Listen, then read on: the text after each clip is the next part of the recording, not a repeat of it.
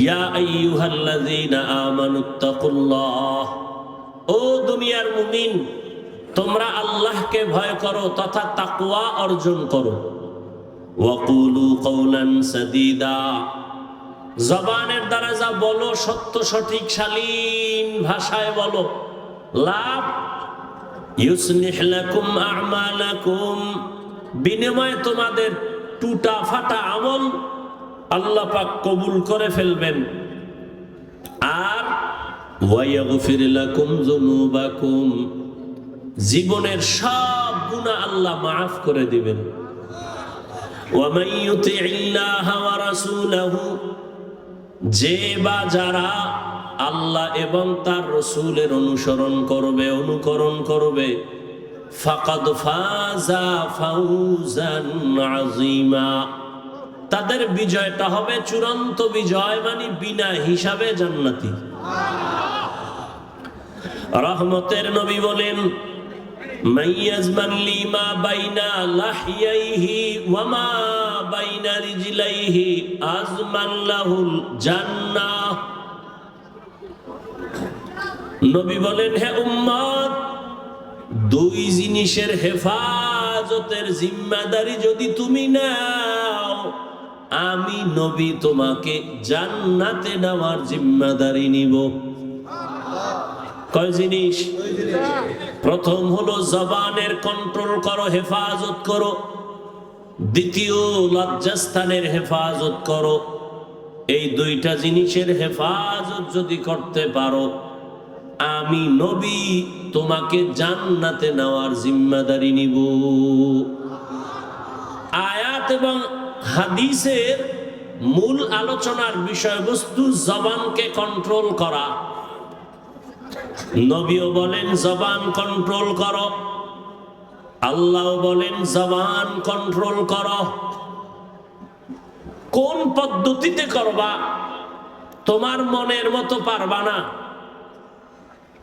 মুমিনকে আল্লাহ আয়াতে দুটো আদেশ দিয়েছেন, একটা তাকওয়া অর্জন করো, দ্বিতীয়টা জবানকে হেফাজত করো। যদি করতে পারো, নগদ দুইটা পুরস্কার। এক, জীবনের আমল কবুল। দুই, জীবনের সব গুনাহ মাফ। এখন আল্লাহর এই আদেশ আল্লাহ শুধু মুমিনকে দিলেন কেন, বেঈমানকে দেন নাই কেন? এর সংক্ষিপ্ত জবাব, জান্নাত শুধু মুমিন পাবে, কোনো বেঈমান এক সেকেন্ডের জন্য কখনো জান্নাত পাবে না। জান্নাত পাবে না। কারা পাবে? জবান খুলেন, কারা পাবে? মুমিনেরা যে জান্নাত পাবে, তাও বহু ফিডা খাওয়ার পর। যেই তালে বিড়ি টানেন এমনি জান্নাত পাবেন ফিডা ছাড়া। যেখানে এত আশেকে রাসূল, সব টাটকা আশেক, ফজর পড়ে নাই, জোহর পড়ে নাই, আসর পড়ে নাই, মাগরিব পড়ে নাই, এশাও পড়ে নাই। ফজরও পড়ার চিন্তা নাই, বয়ান শুনতে আইছে, যাক এটাও ভালো। আল্লাহ যদি এর বরকতে হেদায়াত দান করেন, প্রত্যেকের সিনায় আল্লাহ হেদায়াতের নূর দান করেন, তো জান্নাত শুধু মুমিন পাবে, কোন বেঈমান আর মুমিনও পাবে অনেক হিসাবের বরকত। কেন? রহমতের নবী বলেন, আমি মুহাম্মদ শেষ নবী, আমার আগে একদল উম্মত ছিল বনি ইসরাইল, বড় চালাক। এই বনি ইসরাইল নিজেদের মধ্যে দ্বন্দ্ব আর দূরত্ব তৈরি করে দলাদলিতে তারা ৭২ দল হয়েছিল। আমার উম্মত আরো চালাক, আমার উম্মতের দল আরো একটা বেড়ে যাবে। তাহলে কয় দল হবে? কুল্লুহুম ফিন্নার। নবী বলেন সব জাহান্নামে যাবে, ইল্লা মিল্লাতান ওয়াহিদা, এক দল জান্নাতে যাবে। টোটাল ৭৩ দলের সব যদি জাহান্নামে যায়, এক দল জান্নাতে যায়, তাহলে বলেন জাহান্নামী কয় দল? এই যে ৭২ দল জাহান্নামী। এরা কেউ হিন্দু, বৌদ্ধ, ইহুদি, খ্রিস্টান কেউ না, সব হবে মুমিন মুসলমানের ভেতর থেকে। তাহলে ৭২ দল জাহান্নামী সব মুসলমানের মধ্য থেকে হবে। দ্বিতীয় সাহাবায়ে কেরাম প্রশ্ন করলেন, মান হিয়া ইয়া রাসূলুল্লাহ, হে পয়গম্বর, যেই দলটা জান্নাতে যাবে ওই দলের পরিচয় কি? রহমতের নবী বলেন, মা আনা আলাইহি ওয়া আসহাবি। নবী যদি বলতেন, এই খেয়াল করেন, নবী যদি বলতেন আমাকে যারা মেনে চলবে তারা জান্নাতি হতো, কিন্তু নবী এতটুকুই বলেন নাই। নবী বলেন যারা আমি মুহাম্মদের আদর্শ আর আমার হাতে গড়া সাহাবায়ে কেরামের আদর্শ যারা মেনে চলবে তারা জান্নাতি। কি বুঝলাম? এ জমিনে যারা বলে আমরা নবী মানি, মুহাম্মদ মানি, সাহাবাদের মানি না, এরা মুসলমান হলেও ৭২ দল জাহান্নামীদের অন্তর্ভুক্ত। তো কুজাও সুন্নতে আহমদ কুজাবা মুহাম্মদ কৈবুয়াদ নিসবতুরা মান আহাব্বা সুন্নতি কওলে রাসূল মজদায়ে কানা মাই হাম কুন কবুল। তাহলে শুধু নবী না, সাহাবাও, সাহাবায়ে কেরামদেরও মানা লাগবে। যারা সাহাবায়ে কেরামের বিরোধিতা করে ইশারা ইঙ্গিতে তাদের চিহ্নিত করে নাও। এ যদি হুজুরও হয়, মুসলমানও হয়, তবে ৭২ দল জাহান্নামীদের দলভুক্ত। জান্নাত শুধু মুমিন পাবে। এজন্য আল্লাহ মুমিনকে বললেন, আল্লাহকে ভয় কর, জবানকে হেফাজত করো। যদি করতে পারো 2টা পুরস্কার তোমাকে দেওয়া হবে। জীবনের সব আমল কবুল, জীবনে যত গুনাহ করবা সব আমি মাফ করে দিব। 1 নাম্বার আদেশ আল্লাহকে ভয় কর, দ্বিতীয় হলো জবানকে কন্ট্রোল করো। আল্লাহ জবানকে হেফাজতের কথা কেন বললেন? কান হেফাজত করো কেন বলেন নাই? চোখ হেফাজত করো এখানে কেন বলেন নাই? হাত হেফাজত করো কেন বলেন নাই? চোখ হেফাজত করো কেন বলেন নাই? জবানকে হেফাজত করো কেন বললেন? এর কারণ হলো পুরা দেহের মধ্যে আপনার আমার জিহ্বা, জবান হলো মারাত্মক একটা বড় অস্ত্রের নাম। হাদিসে পাকে রহমতের নবী বলেন, প্রতিদিন সকালবেলা অঙ্গ প্রত্যঙ্গ গুলো জিহ্বা থেকে পানা চায়। ও আল্লাহ, জিহ্বার অত্যাচার থেকে পানা দাও। জবানে জানি আবার কোন কথা বলে পেছ লাগায় দেয়, আর আইসা হামলা শুরু হয় হাতের উপরে, চোখের উপরে। অঙ্গ প্রত্যঙ্গ গুলো আল্লাহর কাছে পানা চায় জবানের খারাপ আচরণ থেকে। এই জবান এমন একটা অস্ত্র, বেলেটের মতো চতুর্পার্শ্বে তার ধার, বেলেটের চারপার্শ্বে ধার, যেদিকেই মারে ওদিকেই কাটে। বলে জিহ্বাটাও এমন। কয় কেমন? কয় তাকায় দেখ, একটা অমুসলিম এই জিহ্বা নাড়ায় যদি বলে লা ইলাহা ইল্লাল্লাহ, ইয়াকিন আর ঈমানের সাথে মুমিন হয়ে গেল। আবার এই জিহ্বাটা নাড়াইয়া যদি বলে আমি আল্লাহ মানি, নবী মানি, কোরআন মানি, তবে নামাজের হুকুম, দাড়ির হুকুম, পর্দার হুকুম মানি না, ঈমান আছে? শেষ। তাহলে একই জিহ্বা একবার মুমিন বানাইলো আর একবার বেঈমান বানাই দিল, কাম একটাই করতেছে। এই জিহ্বা নাড়াইয়া অপরিচিত একটা একটা মেয়েকে যদি সাক্ষীর সামনে বলে তুই আমার স্ত্রী, আমি কবুল করে নিলাম, অপরিচিত মেয়েটা তোমার আপন সঙ্গিনী হয়ে গেল। আবার এই একই জিহ্বা নাড়ায় যদি বলো আপন বউকে বলো তালাক, আছে? তোমার জীবনের আপন সঙ্গিনী বিদায়। বিচারকের চেয়ারের মধ্যে বসিয়া বিচারক যদি জিহ্বা নাড়ায় ডান দিকে তাকায় ফাঁসির আসামিকে বলে তোকে মুক্তি দিয়ে দিলাম, ফুলের মালা পরে বাড়ি যাবে। আবার এই বিচারক একই জিহ্বা নাড়াইয়া যদি বাম দিকে তাকায় বলে নিরপরাধের বলে ধর, নিরপরাধ ব্যক্তির হাতে পুলিশের হ্যান্ডকাপ লেগে যাবে। জিহ্বা এমন একটা অস্ত্র, এই জবানের কথার দ্বারা প্রমাণ হবে আমি ভালো না খারাপ। এই জবানই আমাকে পরিচয় দেয় আমি মুমিন না বেঈমান। আমার হাত পরিচয় দিবে না, চোখ পরিচয় দিবে না আমি মুমিন কিনা। আমার জবানের কথা পরিচয় দিবে আমি ভালো বংশের নাকি খারাপ। আমার জবানের কথায় পরিচয় দিবে আমি ইমানদার নাকি বেঈমান। আমার জবানের কথার দ্বারাই প্রমাণ হবে আমি ভালো নাকি খারাপ। জবানটা বড় মারাত্মক একটা অস্ত্র, তোমার ইচ্ছার বিরুদ্ধে চলে। অগ্রিম তুমি ঘুমায় আছো, এর মধ্যে তোমার জবান চলতেছে, কথা কয় ঘুমাইয়া, কয় না? তাহলে তোমার ইচ্ছার বিরুদ্ধে জবান চলে।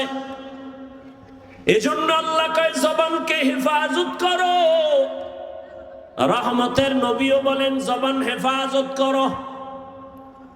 মাইকের সাউন্ড কি আর ভালো হবে না? এটা মহা মুসিবত। জামালপুরে এত ভালো ভালো মাইকে অস করে গেলাম জীবনবার, এটা বুঝি না কিছু আমি। আমাদের সারা জিন্দেগির কষ্ট।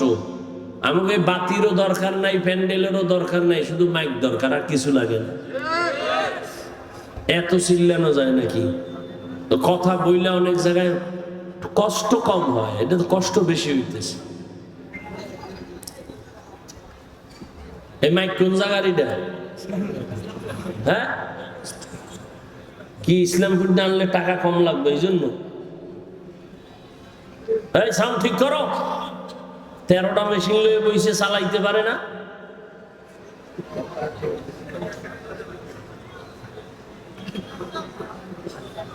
আল্লাহ পাক কবুল করেন। আপনাদের কষ্ট হইতেছে, আপনার কষ্ট হইলে 2-4 ঘন্টা, আমগো তো আজীবন। গাধার মতো দৌড়াইতেছি সারা দেশ, না টাইম মতো খাওয়ান, না টাইম মতো ঘুম, দৌড়ের উপর। বাথরুমে যাওয়া শান্তি নেই। এরপরে আইসা আবার বয়ান। একটা মানুষ ঠিক মতো না ঘুমাইলে তার কথার ব্যালেন্স থাকে না, চলাফেরার ব্যালেন্স থাকে না। এরপরও সেই বয়ান চলতে থাকে যদি আবার আনলিমিটেড।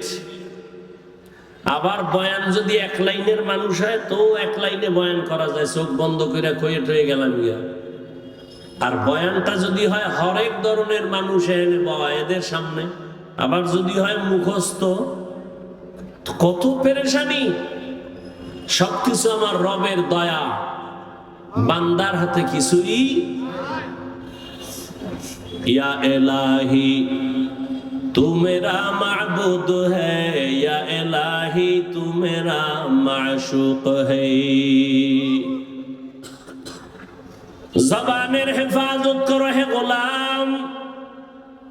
এতক্ষণ জবানটা কত বড় মারাত্মক এটা বুঝাইলাম, কিন্তু আবার খেয়াল করেন এটা কত বড় আল্লাহর দেওয়া নিয়ামত।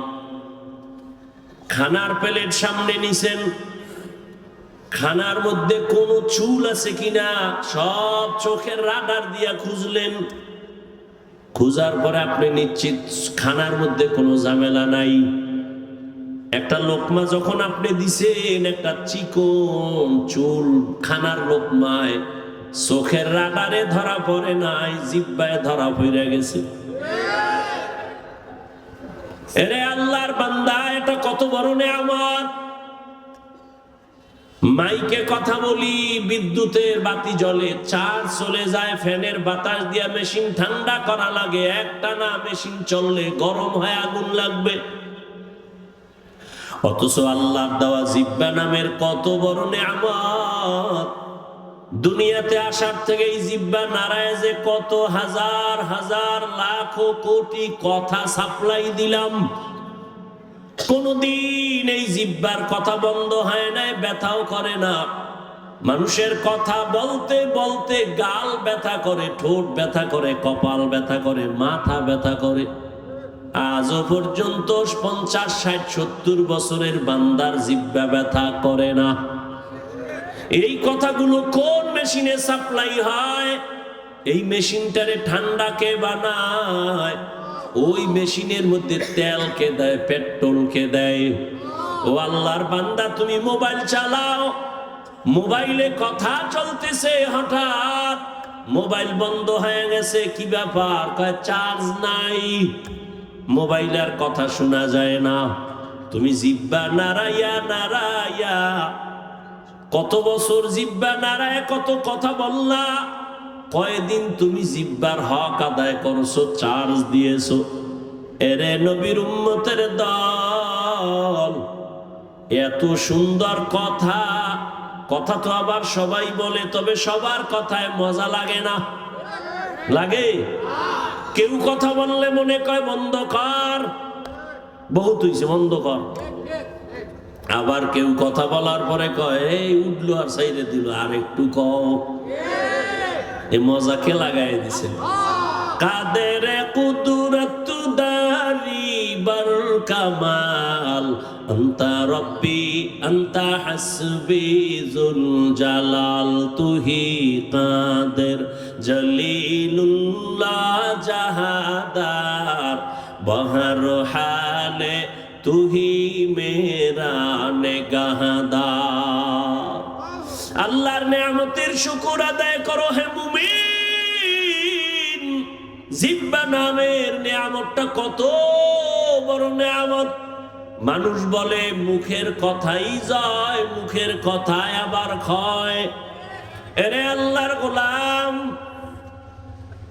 রহমতের নবী যার কোনো তুলনা আছে, এমন একটা জমিনে আল্লাহ পাঠাইছেন যেই জমিনের মানুষ ছিল বড় খারাপ। মক্কার মানুষের মতো খারাপ চরিত্রের মানুষ ওই সময় দুনিয়াতে আর কোথাও ছিল না। ওই মানুষের মাঝে আমার নবী আছেন, মাত্র 13 বছরের ব্যবধানে ওই খারাপ মানুষগুলো জান্নাতি মানুষ হয়ে গেল। বেতের বাড়ি লাগে নাই, একমাত্র রহমতের নবীর জবানের ব্যবহার।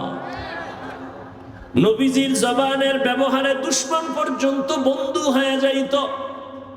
ইহুদি নবীর সামনে তরবারি নিয়ে দাঁড়ানো আর কেউ নাই, ডাক দিয়া কয় আব্দুল্লাহর ছেলে, এখন তোমার পাশে কেউ নাই? বলে তাই?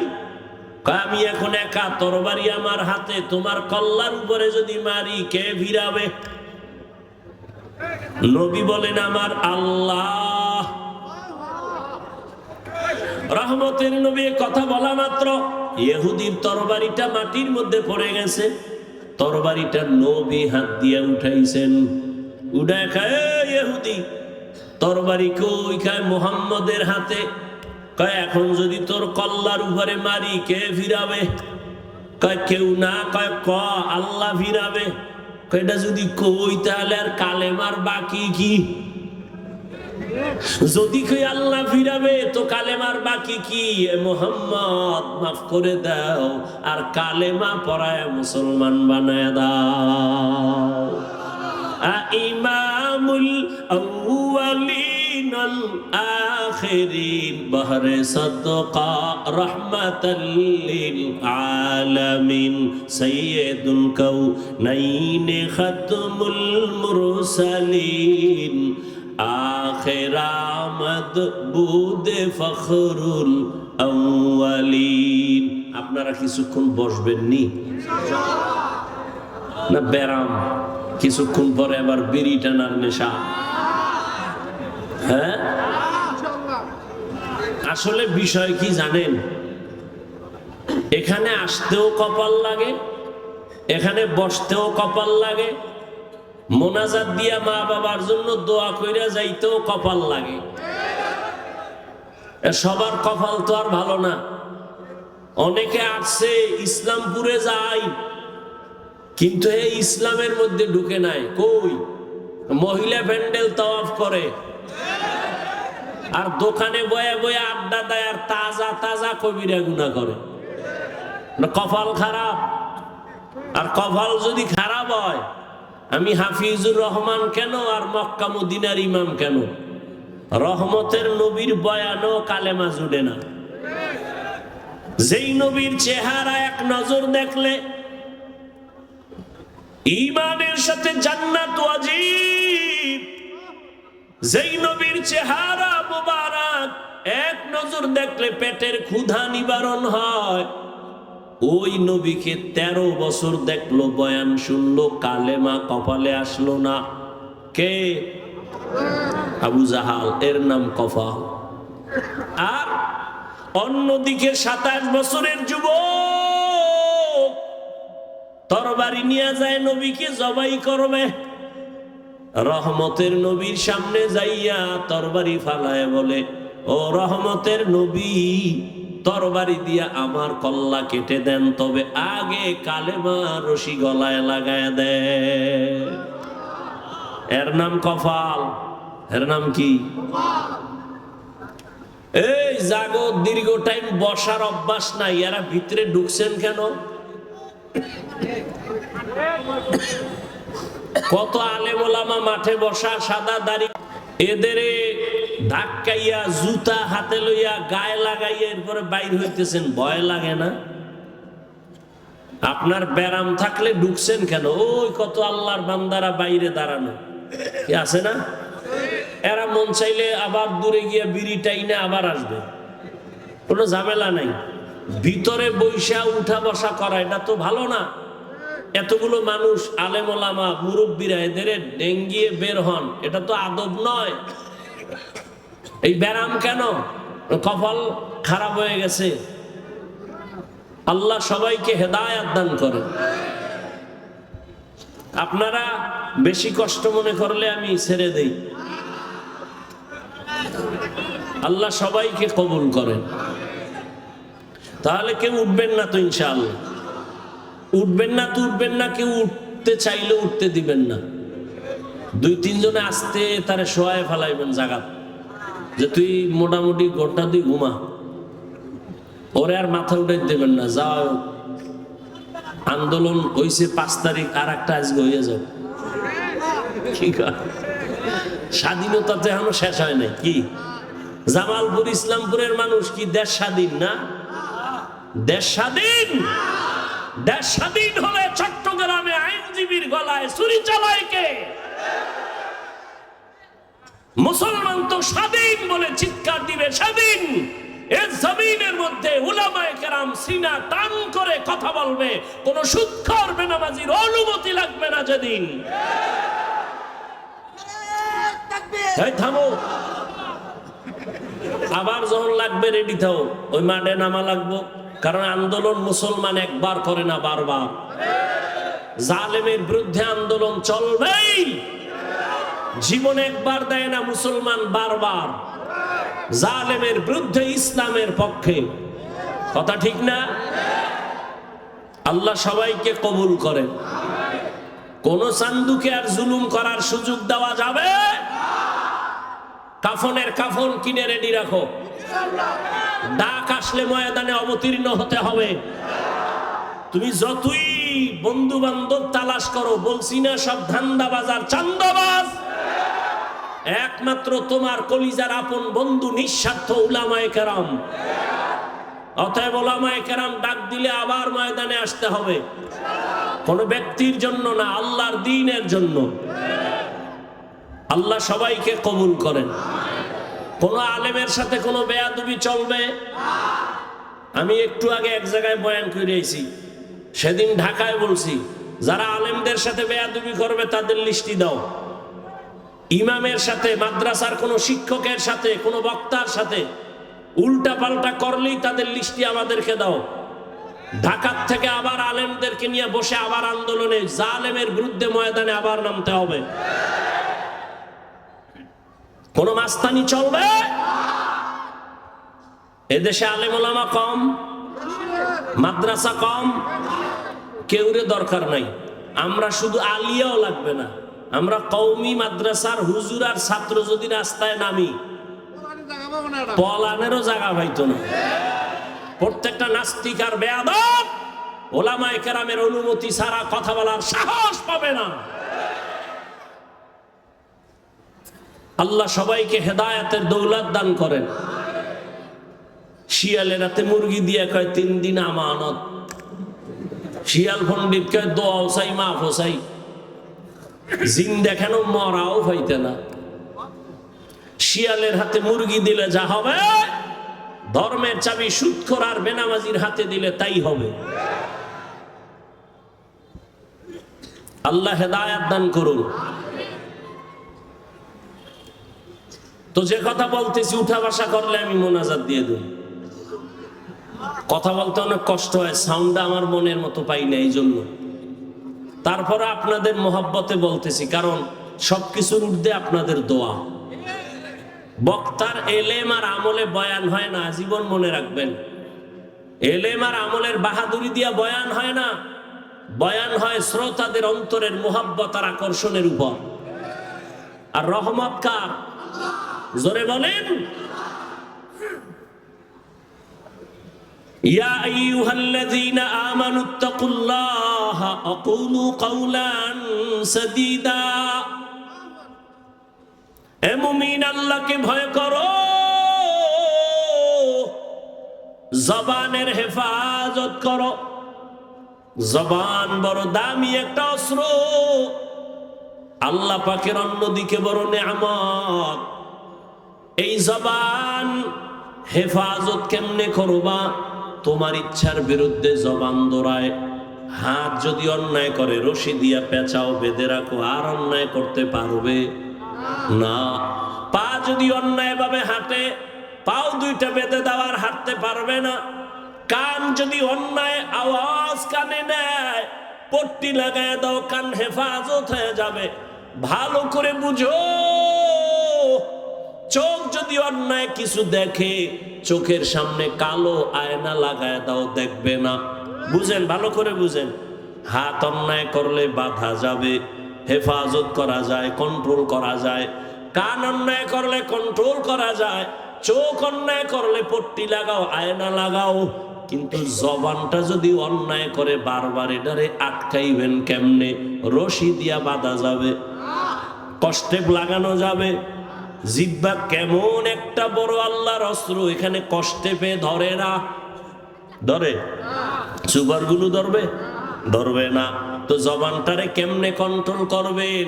মুখের উপরে কষ্টে লাগাবেন? কয় না। এবার আল্লাহ দয়া করে একটা পরামর্শ দিতেছেন, ও বান্দা, আমি জানি, তোর থেকে বেশি জানি। হাতেরে আটকাইতে পারবি, কান আটকাইতে পারবি, চোখ আটকাইতে পারবি, পা পারবি, কিন্তু জবানটারে তুই দুনিয়ার কোনো রশি দ্বারা বাঁধতে পারবি না। এটার জন্য আমি আল্লাহ কুদরতের একটা মেডিসিন দিছি, ওই মেডিসিন লাগায় দে, জিহ্বা কন্ট্রোল হয়ে যাবে। ওই মেডিসিন আমার আল্লাহর দেওয়া, মেডিসিনের নাম হলো তাকওয়া।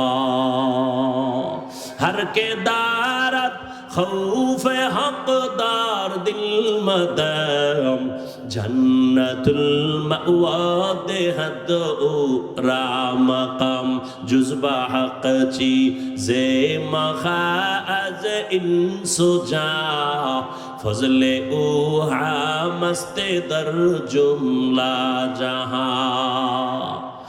তাকওয়া মানে আল্লাহর ভয়। ওই আল্লাহর ভয় নামের মেডিসিন দিয়া জবানটাকে আটকাইয়া দাও। আল্লাহর আদালতে দাঁড়াইয়া হিসাব দেওয়ার ভয়, এই ভয়ের নাম তাকওয়া। কয় ভয়টা অন্তরে ঢুকাইও। কয় কোথায় পাবো এই ভয়ের মেডিসিন? আল্লাহ বলেন, যারা এই জমিনে আমার প্রিয় গোলাম, আমার প্রিয় বান্দা আহলুল্লাহ, এদের নেক নজর লাগাও, অন্তরে তাকওয়া চলে আসবে, আল্লাহর ভয়। আমি এখানে যদি আপনাদের প্রশ্ন করি, আপনারা কারা কারা আল্লাহকে ভয় করেন? সবাই দোনো হাত উঠাইবে। চালাক যারা তারা পাও দুইটা উঠায় বলবে আমরা হুজুরগো থেকে বেশি আল্লাহরে ভয় করি। যদিও নামাজ পড়ি না, তবে আমগো ঈমান তাজা। আছে না চালাক? বলবে আমরা নামাজ না পড়লে আমগো দিল পরিষ্কার। সবাই বলবে আমি আল্লাহকে ভয় করি। আমিও বলি আমি আল্লাহকে ভয় করি। তুমি নামাজ বাদ দিয়ে বলো আল্লাহকে ভয় করি, আর আমার না, আমি নামাজ ঠিক রেখা বলি আল্লাহকে ভয় করি। আসলে আল্লাহর ভয় কি জিনিস সেটার হাকিকত এখনো জানি না রে বাবা। আল্লাহর ভয়ের হাকিকত উদাহরণত এমন বলি, একটা সন্তান মা বাবাকে ভয় করে বলে তার প্রমাণ, সন্তান মা বাবার সামনে কখনো অন্যায় করে না। কেন? শাস্তির ভয়। ঠিক একটা শিক্ষকের ছাত্র ভয় করে, তার প্রমাণ ছাত্র শিক্ষকের সামনে অন্যায় করে না, শাস্তির ভয়। ঠিক এই জমিনে যেই বান্দা, যে বান্দি আল্লাহকে ভয় করবে, ওই বান্দা গলায় ছুরি লাগাবে, দাড়ির মধ্যে ছুরি লাগাবে না। हर के दारत खौफे हक़दार दिल मदहम जन्नतुल मअवा देहत रामकाम। আল্লাহর ভয় অন্তরে জমা করো হে মুমিন। কেমন আল্লাহর ভয়? রহমতের নবী বিদায়, আবু বকর সিদ্দিক রাদিয়াল্লাহু তাআলা আনহু খেলাফতের দায়িত্বে রাষ্ট্র পরিচালনা করতেছেন। একদিনের ঘটনা, তার স্ত্রী একদিন বলেন, ও খলিফাতুল মুসলিমিন, আমার একটু মিষ্টি খাইতে মনে চায়। আবু বকরকে বলতেছেন, কোন সময়? যখন আবু বকরের আঙ্গুলের ইশারায় পুরা রাষ্ট্র চলে। টাকার অভাব আসেনি? বিবি বললেন একটু মিষ্টি খাইতে মনে চায়। আল্লাহর ভয় কাকে বলে? এবার স্ত্রীর কথা আবু বকর বলে, ও বিবি, মিষ্টি খাওয়ানোর মতো টাকা আমার কাছে নাই। এর নাম আল্লাহর ভয়। রাষ্ট্র পরিচালনা করতেছেন, টেলিফোন করলেই তো টাকার পাহাড়। কিন্তু আবু বকরের মতো গোলাম আল্লাহর ভয় নিয়ে বলে, ও বিবি, তোমাকে মিষ্টি খাওয়ানোর মতো টাকা নাই। ও পর্দার আড়ালের মা বোনেরা ভালো করে শুনেন। স্ত্রী কিছুদিন চুপ হয়ে গেল, কিছুদিন পরে আলাদা কিছু টাকা দিয়া বলে, ও খলিফাতুল মুসলিমিন, আপনার কাছে টাকা নাই মানলাম, আমি আলাদা কিছু টাকা দিলাম, এই টাকা দিয়া মিষ্টি এনে দেন। আবু বকর সিদ্দিক রাদিয়াল্লাহু তাআলা আনহু তিনি বললেন, এই বিবি, টাকা পাইলা কই? আপনারা জিগাইবেন নি বউরে? জীবনেও না। আমনে কইবেন সাব্বাস, এরকম চুরি কইরা পারলে আরো দিও। এটাও বলে ঠিক আন্দাজি। আবু বকর বললেন, বিবি টাকা কই পেয়েছো? এবার বিবি কি কয় শুনেন। বিবি কয়, আপনি যে মাসে মাসে বেতন পান সরকারি কোষাগার থেকে, ওই বেতনের কিছু টাকা আমি বাঁচাইয়া জমা করছি।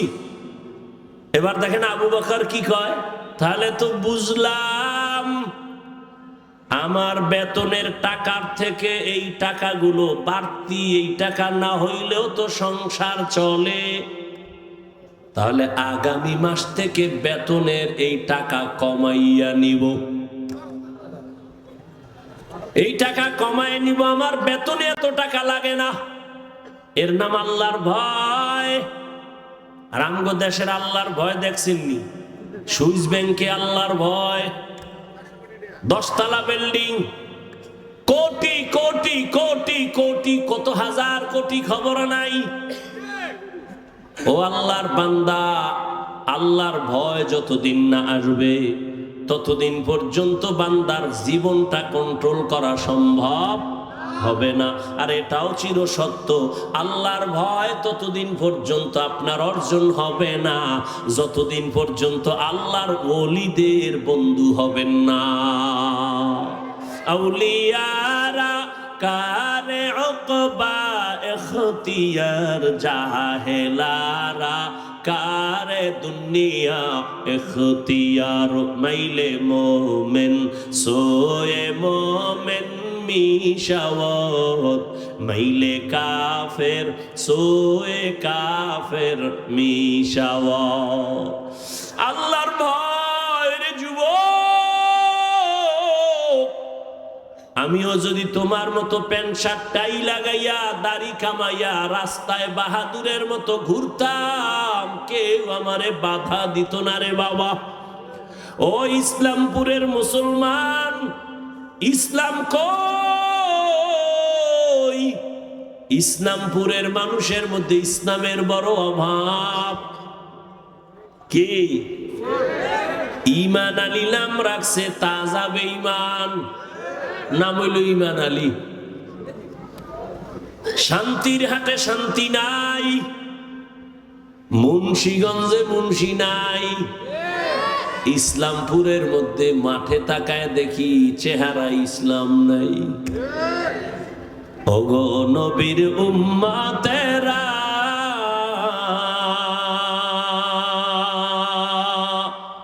হয়ে আজি দিশাহারা,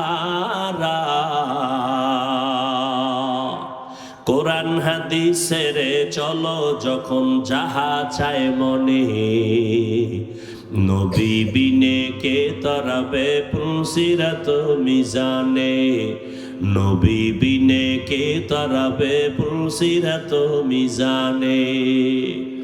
এরে নবীর উম্মতের দল, ও আমার কলিজার যুবক, কয়দিন আর হায়াত নিয়ে বাঁচবা এমন একটা দিন নাই যুবকের লাশের খবর নাই। ও যুবক বাবা, এতক্ষণ যে আমি চিল্লাইয়া তোমার সামনে কথা বললাম, একবারও বলি নাই আমি 5 কল্লি মাথায় দিয়েছি, তুমিও দাও, না হয় জাহান্নামে যাইবা। আমি কওমি মাদ্রাসার সন্তান, তুমি যদি কওমিতে না যাও তোমার কপাল নষ্ট হবে বলি নাই। আমি তাবলিগের সন্তান, আমি পীরের মুরিদ, একবারও বলি নাই তাবলিগ আর পীরের কাছে না গেলে জাহান্নামে যাইবা। আমি তোমাদের কি বুঝাইতে চাই বাবা?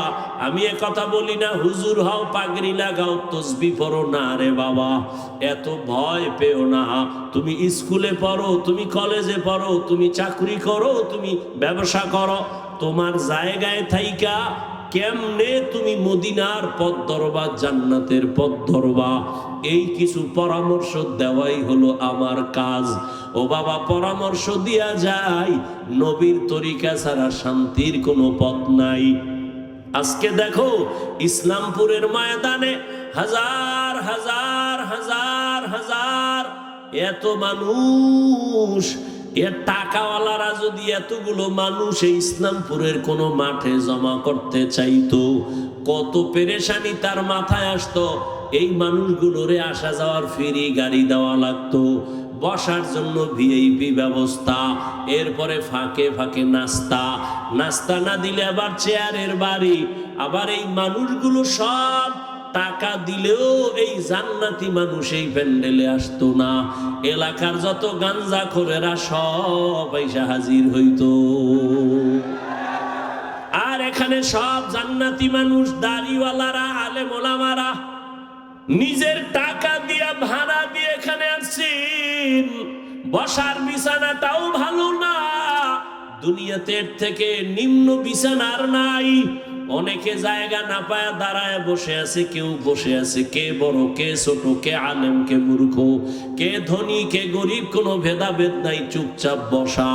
এতগুলো মানুষের নিয়ন্ত্রণ করার জন্য কত পুলিশের প্রয়োজন হইতো, কিন্তু এত মানুষ এখানে আছে, কোনো পুলিশের পেরেশানিও নাই, প্রশাসন লাগলো না, মানুষ সব ঠান্ডা ভাবে বসে আছে।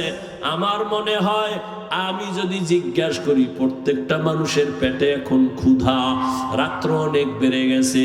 গ্রাম অঞ্চলের মানুষ এত রাত সজাগ থাকে না, 7:30টায় এসা বইরা তাড়াতাড়ি ঘুমায়া যাইতো, এক ঘুম হইয়া যাইতো। কিন্তু এখানে ক্ষুধা নিয়েও কোনো কষ্ট নাই। আমি যদি জিজ্ঞাসা করিয়াই ফালাই বাবারা কতক্ষণ থাকবেন, আমার মনে হয় সবাই কলিজা দিয়া বলবে, হাফিজ ভাই ফজর পর্যন্ত যদি রাখে আমরা কেউ যাব না। এটা কেমনে সম্ভব? এরে আল্লাহ মেধা দিছে। ও যুবক, ও বিন্দু বাবাজি, একটু চিন্তা করো, এটা কেমনে সম্ভব?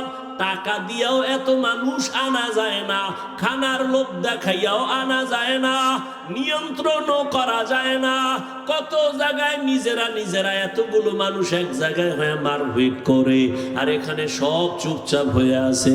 এটা কেমনে সম্ভব? একমাত্র আমার মদিনাওয়ালা নবীর আদর্শ মানার কারণেই সম্ভব। এরে নবীরা, আশেক উম্মতেরা, ও যুবক, একটু ভালো করে বুঝে আমার আল্লাহর ভয়। আজকে টুপি মাথায় দিলে মাথা গরম, তোমার থেকে কম বুঝি না রে বাবা। আজকে দাড়ি রাখলে যৌবনের ভাব চলে যায়, তাও বুঝি। লম্বা জামা পরার কারণে শরীর গরম লাগে, কম বুঝি না। এরপরেও কেন টুপি ছাড়ি না, নামাজ ছাড়ি না, বেপরদায় চলি না। এখানে আপনারা যারা বসা আছেন সবাই মুসলমান, আমিও মুসলমান। আপনাদের আল্লাহ আমার আল্লাহ এক নাকি দুই? আপনাদের নবী আমার নবী, আপনাদের কোরআন আমার কোরআন, আপনাদের ধর্ম আমার ধর্ম, আপনাদের কালেমা আমার কালেমা, আপনাদের কাবা আমার কাবা, আপনাদের নবী আমার নবী, আপনার আল্লাহ আমার আল্লাহ, আপনার কাবা আমার কাবা, সব এক। দুনিয়াতে আসছি তাও এক, বিদায় বেলা কাফন হবে 3টা, তাও এক। আমি বক্তার সম্মানে একটা কাফন কেউ বাড়াইয়াও দিবে না। এই এলাকার গরিব মরিয়া গেলে একটা কাফন কেউ কমাইয়াও দিবে না। কোটিপতিরও যেমন 3টা কাফন, গরিবেরও তেমন 3টা কাফন। ও আল্লাহর বান্দারা, কালার হবে আলাদা না এক? কি কালার? সাদা। কাফনের উপরে লেখা থাকবে বড় হুজুরের লাশ, এমপি সাহেবের লাশ। কে ধনী, কে গরিব, কে আলেম, কে মূর্খ, কে ইমাম, কে মুক্তাদি, কে বক্তা, কে শ্রোতা, কে পীর, কে মুরিদ। আজকে আমি বক্তা বক্তা ভাব যতই দেখাই না কেন, তুমি টাকার গরম যত দেখাও, সাদা কাফনে যেদিন ঢুকবা সব বাহাদুরি শেষ হয়ে যাবে। ওই কাফনের মধ্যে কে গোলাম আর কে মালিক, কে ধনী, কে গরিব, কাফনে ঢুকলে আর পাওয়া যাবে না, সব একাকার হয়ে যাবে। ওই কবরের সাইজ হবে এক। ওই কবরে রাখিয়া বিদায় বেলা প্রশ্ন করা হবে সবার বেলায় 3টা, তাও এক। আমাকে যেই প্রশ্ন যুবক, তোমাকে একই প্রশ্ন। রবের পরিচয় দাও, ধর্মের পরিচয় দাও, রহমাতুল লিল আলামিনের পরিচয় দাও। নবী বলেন, এই 3টা প্রশ্নের জবাব যারা দিতে পারবে তাদের কবর হবে রওজাতুম মির রিয়াজিল জান্নাহ। আর যারা জবাব দিতে পারবা না তাদের কবর হবে হুফরাতুম মিন হুফারিন নার। কারা পারবে জবাব দিতে? আমরা হুজুরেরা। এই হুজুরেরা, হুজুরেরা পারার কোনো গ্যারান্টি আছে? নাই। যদি থাকতো, রহমতের নবীর হাতের সাহাবা জান্নাতের টিকিট হাতে পাইছেন 10 জন। এই 10 জনের ইতিহাস বইরা দেখো, মরণ পর্যন্ত শুধু কান্না কান্না কান্না কান্না। রহমতের নবী বলেন, আমি আয়েশার হুজরায় রাতে এসা পরে ঘুমায় গেলাম। আমি ঘুমাইলে আমার চোখ বন্ধ, তবে আমার অন্তর ঘুমায় না। আমার মাথার কিনারায় মসজিদে নববী, আমার মসজিদ ছোট ঘর। হঠাৎ ঘুমের মধ্যে রাতের বেলা গভীরে শুনি কান্নার আওয়াজ। আমি হঠাৎ চোখ খুললাম, কে কান্না করে? আমি আস্তে আস্তে উঠলাম। ঘুম থেকে উঠা আমি বের হইয়া দেখি নামাজের মধ্যে একজনে দাঁড়ায় দাঁড়ায় কান্না করে। সাধারণ কেউ কাঁদে না, আমার জান্নাতের সাহাবী, আমার কলিজার আবু বকর নামাজে দাঁড়ায় দাঁড়ায় কান্না করে। আমি জিজ্ঞাসা করলাম, নামাজের পরে আবু বকর, আপনি নামাজে দাঁড়াইয়া কেন কান্না করলেন? আবু বকর বলেন, ইয়া রাসূলুল্লাহ, হাসরের ময়দানে মালিকের সামনে কেমনে দাঁড়াইয়া হিসাব দিব সেই ভয়। আমি চোখের পানি ছেড়ে কান্না করতেছি, আল্লাহর আদালতে কেমন করে দাঁড়াবো। ও যুবক বাবারা, তাদের কত সুন্দর আমল, কত সুন্দর তাকওয়া, কত সুন্দর তেলাওয়াত, তাদের কত সুন্দর ইখলাস, কত সুন্দর নামাজ, কত সুন্দর রোজা। এত সুন্দর আমলে আমার আল্লাহ খুশি হইয়া জান্নাতের সার্টিফিকেট দিয়েছেন। এরপরেও যদি তারা আল্লাহর আযাবের ভয় নামাজে রাতের বেলা কান্না করেন, তাদের তুলনায় তোমার আমার গলায় রশি লাগায় এত কান্না করা উচিত সারা জীবন। কিন্তু কপাল বড় খারাপ, নিজেও কাঁদি না, কেউ কান্না করে তাও পছন্দ করি না। ও যুবক বাবারা, একটু হিসাবটা মিলাইয়া দেখো, তোমার লাইনে কত যুবক জীবনে মাদ্রাসায় যায় নাই, আলিফ বা তাও পড়ে নাই, স্কুলে পড়ে, কলেজে পড়ে। সত্য কথা বলো, তোমার মতো যুবক স্কুল কলেজে পড়িয়াও 5 বেলার নামাজ পড়ে, সত্য বলো আসেনি? তোমার কপালে কেন এত অভিশাপ? তুমি কেন পারো না রে বাবা? তোমার মতো যুবক তাকায় দেখো, র্যাব, আর্মি, পুলিশ, বিডিআর এর চাকরি করে, ব্যবসা করে, দেখো 5 ওয়াক্ত নামাজি আছে না? বলো তুমি কেন পারো না? তোমার মতো যুবক রাস্তায় গাড়ি চালায়, 5 বেলার নামাজ পড়ে, তুমি কেন পারবা না? তোমার কপালে তো কেন খারাপ? তোমার উপরে কার অভিশাপ লাগছে জানি না রে বাবা। তোমার মতো যুবক নদীর মধ্যে মাছ ধরে, নামাজ ছাড়ে না, তুমি কেন পারো না? তোমার মতো যুবক doctor, professor, engineer, OC, DC, SP, 5 ওয়াক্ত নামাজি আছে, তুমি কেন পারবা না? মনে মনে ভাবছো হুজুরদের কথা মিথ্যা, কোরআন মিথ্যা। কি ভাবছো? মনে করছো তোরা অনেক উপরে উঠছো? এরে যুবক, বিপদে বিপদে কেউ হাসে, কেউ কাঁদে, কিন্তু উলামায়ে কেরাম, নবীর আদর্শ যারা মানে, তাদের কোনো চিন্তাই নাই।